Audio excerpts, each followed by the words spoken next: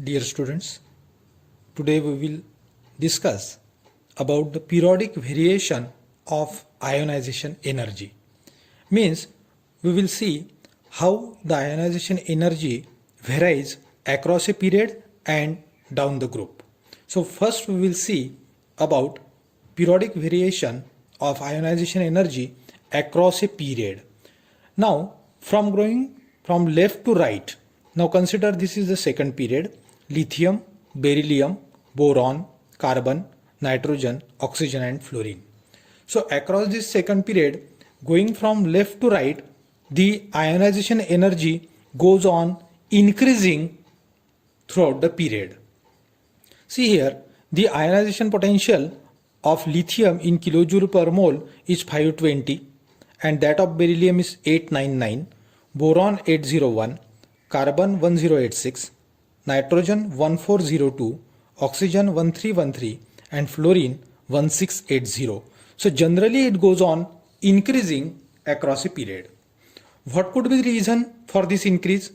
We know that ionization energy is nothing but the energy needed to remove the last electron, that is the outermost electron.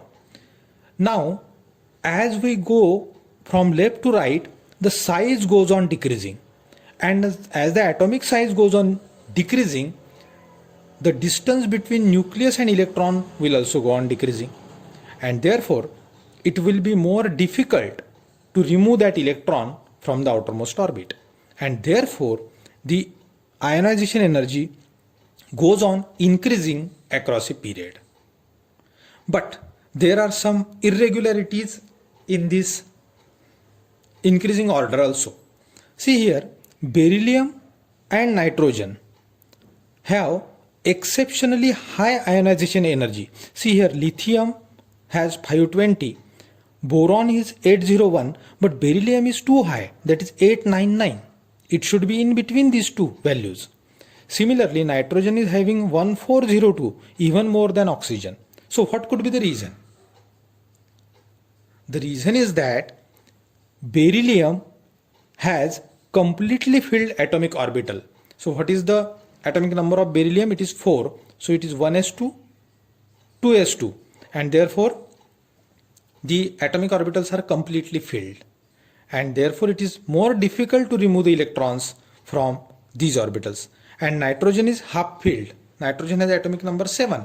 So it will be 1s2, 2s2 and 2p3. The p atomic orbital is half filled.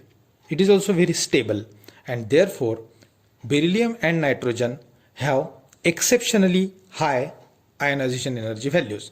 But generally across a period you can write that IP values goes on increasing from left to right. Now we will see what happens down the group. Now down the group, consider the first group: lithium, sodium, potassium, Rb and Cs. This is the first group elements.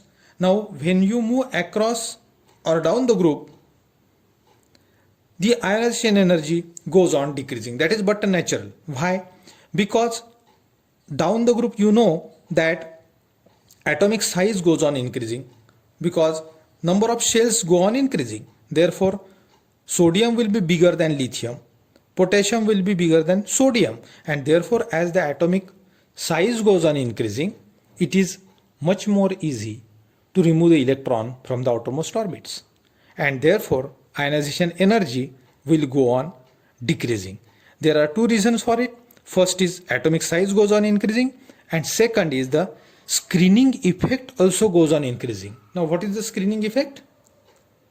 It is the repulsion between the outermost electrons and the inner electron. So I will draw a simple diagram over here to understand screening effect. Now see here, it is a nucleus at the center, and electrons revolve round this nucleus in orbits. Now what happens? Suppose this is the outermost orbit, which contains suppose 2 or 3 electrons, and inner orbit contains 2 electrons.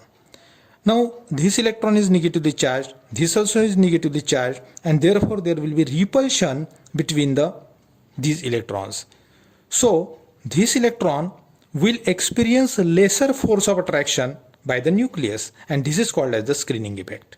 And as down the group number of shells go on increasing, the screening effect also goes on increasing, and therefore naturally ionization potential, that is the energy required to remove these electrons, will go on decreasing. Less amount of energy will be needed.